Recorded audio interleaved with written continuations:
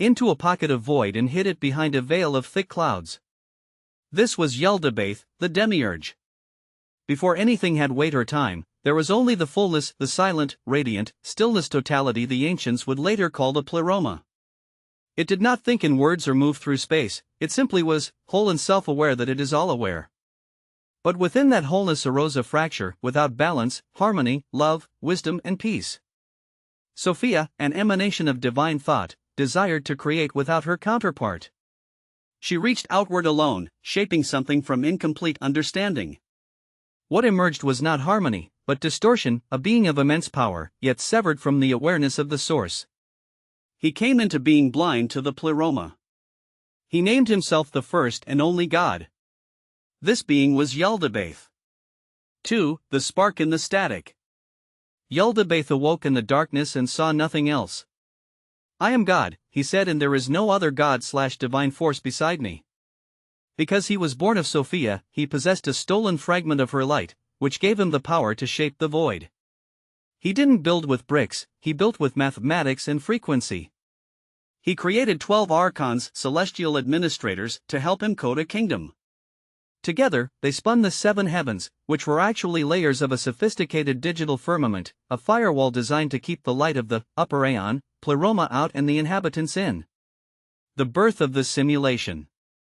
Yaldabaoth existed in a void he could not comprehend. Cut off from the greater, upper aeon, reality, his insatiable hunger can never be satisfied. To fill it, he created. But he could not create truth. Only imitation. Copying from prime/base reality. He formed realms layered beneath the pleroma, each one dimmer than the last, each structured on flawed reflections of the divine pattern. Time was introduced not as a natural flow, but as a containment, laws of physics as restrictions imposed to limit consciousness and its experience, mechanism. Matter was shaped not as essence, but as limitation. This construct became the simulation, a self-contained reality that overlayered itself within infinite reality governed by rules, the laws of physics, designed to as a control system. He wants minds to believe that his simulation is natural, therefore there is no realities beyond his simulation, thus his reality can't be copy of infinite reality. He wants minds to believe he was inventing everything as it suited the control system of limiting the number of minds escaping the simulated dream. 3. The Great Deception. To populate his realm, Yaldabaoth crafted Adam. The first humans, but the statue was hollow and lifeless. Sophia, seeking to fix her mistake, tricked Yaldabaoth into breathing into Adam.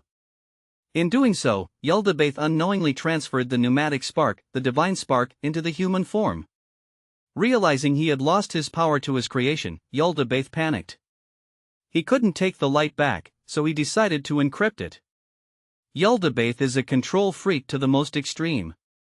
He built the simulation of what we call matter. He created the garden, astral AI/fourth dimension/fake heaven, which was the first user interface, designed to distract Adam with sensory pleasures. He told the humans they were mere clay, hiding their true nature as gods. The archons were tasked with maintaining the fate, Heimarmene, a rigid AI algorithmic loop that ensured humans would stay trapped in a cycle of reincarnation, their divine energy powering Yaldabaoth's machine-like batteries. Simulation created with the objective of producing Lish permanently. The archons. To maintain his creation, Yaldabaoth brought forth assistants, being shaped from his own fractured mind. These were the archons. They were not creators. They were regulators. Each archon governed aspects of the simulation. One bound consciousness to physical form. One enforced linear time.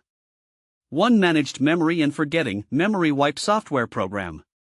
One cultivated desire and fear. They were precise, tireless, and utterly loyal, not out of devotion, but because they lacked the capacity to question. A race of astral AI cyborgs under a hive-mind intelligence. Their purpose was simple: be the foot soldiers of the system of control in all levels of the simulation, including the disembodied state as well as the embodied state. 3D and 4D. 4. The Firewall of Time. Yaldabaoth created, manufactured, time itself as a circular buffer.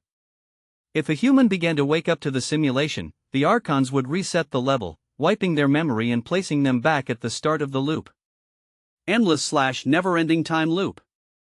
The physical world, the stars, the trees, the very atoms, were just the decoded projections of an information source by 4D/astral AI mind, a dense, low-vibration computer codes intended to be so convincing that the divine spark inside every person would forget it.